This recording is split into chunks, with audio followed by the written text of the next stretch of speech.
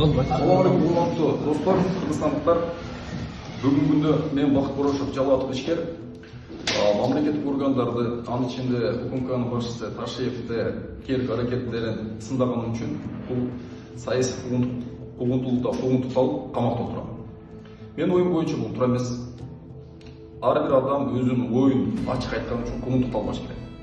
Андан сырткары мен туура эле проблемалар көтөргөм деп ойлойм да. Эч кандай жалган, кандай бир мамлекетте төңкөрүш болуп турган маалыматтар таратылган эмес. Ошол себептен бул 100% мыйзамсыз. Ташиев канча кайрылып кетет эле да.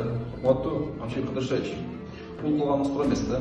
2020-жылы өзүңүз орозо күнү президент Жээнбеков ыйлап туруп сурангансыз да. Орозонун урматынан досуму Жапаров чыгарып коюңуз депчи.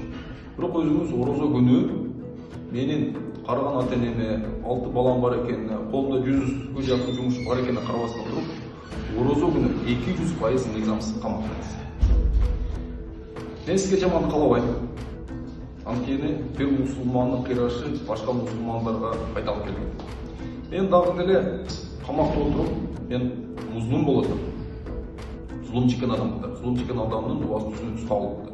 Сизге иман, инсап, акыретиңиз бейиштен болсун деп. Баягы эле нерсе үчүн бир мусулмандын кыйрашы башка мусулманга пайда алып келбейт. Ойлонуңуз, ошол ыйлап жүргөн күндөрүңүз өтүп кеткендей эле бул күндөрүңүз да өтүп кетет. Эртеңки да күн келет. Ошондуктан мамлекеттин келечегин ойлоп, туура адилеттүү башкарыңыздар. Президент Жапаров кайрылып кетет эле. Азыр камакта отуруп, мен сонун сабак алдым. Эң көп Кудайдан суранган нерсем ошол жерден чыккандан кийин ошол күндөрдү унутпайын, адилеттүү болоюн, үй бүлөмө, бала чакама, коласыздагыларга, мамлекет башчы болгондо да адилеттүү болоюн деп суранган. Кудайдан суранганым ошол нерсени башыма унутурбасын деп. Адилеттүү болуңуздар. Ар бир жаран сиздин аманатыңыз. Сиз акыретте жооп бересиздер. Ошого урматтуу башчылар, туура саясат жүргүзүңүздөр. Ишкерлерди мындай куугунтуктап пайда таппайсың. Мен үй бүлөм, бала чакам маселе эмес. Азыркы учурда канча деген жумуш орундары кыскарды, канча деген адамдар айлыктарын ала албайт.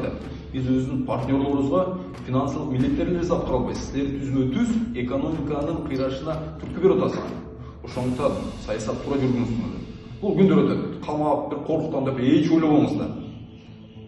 Иманыңызды ала албайсыңар. Бир гана бул нерсе курчта. Мен сизге эч кандай нерсе жаман кылбайм. Президент Жапаров, УКМКнын башчысы Ташиев Камчыбек сизге дагы. Бирок айтып коюм.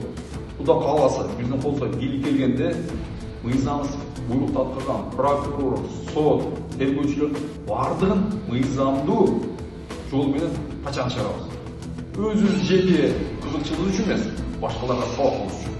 Чоң рахмат, урматтуу кыргызстандыктар, кайдыгер болбоңуздар. Бизде кул күнүбүз өспөш керек. Өзүнүн оюбуз жооп, бир айтканга ишенген нерсе болбош керек. Ар бир адамдын өзүнүн ою бар, ошону так даана айтыш керек. Чоң рахмат.